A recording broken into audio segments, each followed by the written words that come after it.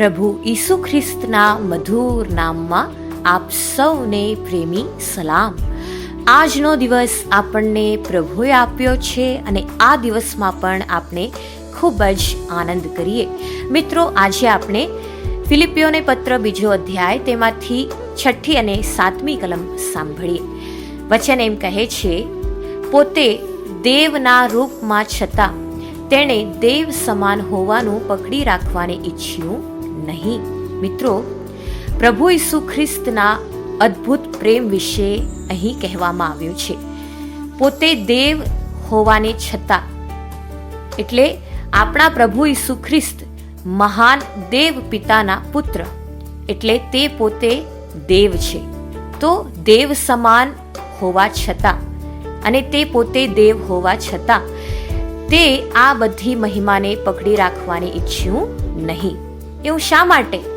કેમ કે આપણે જે તેના ભાઈબંધુઓ, તેના મિત્રો, તેના દીકરા તથા દીકરીઓ તેનાથી દૂર જતા રહ્યા હતા અને જે મહિમા આપણને આપવામાં આવી હતી તેને આપણે ગુમાવી ચૂક્યા હતા અને અંધકારમાં અને પાપ, શ્રાપ તથા રોગોમાં, તે બંધનોમાં આપણે સપડાઈ ગયા હતા. એટલા માટે પ્રભુ ઈસુ ખ્રિસ્ત 7મા વચનમાં કહેવામાં આવ્યું છે, પણ તેણે દાસનું રૂપ ધારણ કરીને, આપણે જે દાસત્વમાં હતા, જે શત્રુ, જે દુષ્ટ શૈતાનના બંધનમાં હતા, આપણને છોડાવવા માટે તે પોતે દાસનું રૂપ ધારણ કરીને તેણે માણસોના રૂપમાં આવીને પોતાને ખાલી કર્યો. મિત્રો, પ્રભુ ઈસુ ખ્રિસ્ત આ જગતમાં એટલા માટે આવ્યા કે આપણે દરેક સ્થળે જે હતા, એટલે દરેક દુઃખ, પીડાઓ જે સહન કરતા હતા, તે બધું જ પ્રભુ ઈસુ પોતાના પર લઈને આપણા સ્થાનમાં તેઓ આવી ગયા હતા. એટલે આપણે દાસત્વમાં હતા તો પ્રભુ ઈસુ પોતે દાસનું રૂપ ધારણ કરીને આવ્યા. આપણે દરેક દુઃખ અને પીડાઓ સહન કરતા હતા, તે બધું આપણા તરફથી લઈ લીધા અને પોતાના માથે લઈ લીધા અને વધસ્તંભ સાથે તે બધું સહન કર્યું. માણસના દરેક પીડાઓને સહન કરીને તેનો અંત લાવ્યો અને પ્રભુ ઈસુ ખ્રિસ્ત તે આપણને એક નવી શરૂઆત આપવા માટે તેમણે વધસ્તંભ પર પોતાના શરીરને તોડવા માટે આપ્યો અને પોતાનું રક્ત વહેડાવી દીધો. તો મિત્રો, પ્રભુ ઈસુ ખ્રિસ્ત આપણા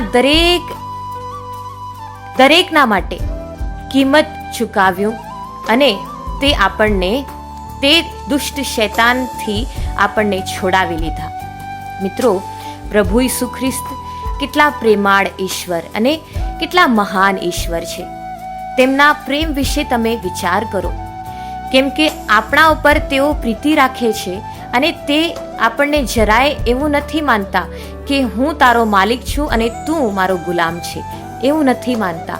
પણ તે આપણને ભાઈબંધ, મિત્રો તરીકે માને છે અને તે આપણને દરેક આશીર્વાદો, દરેક સ્વતંત્રતા આપવા માટે તેમણે સ્વર્ગ રાજ્ય છોડીને, મહિમા છોડીને આપણને તેની મહિમા આપે એટલા માટે વધસ્તંભ સહન કર્યું.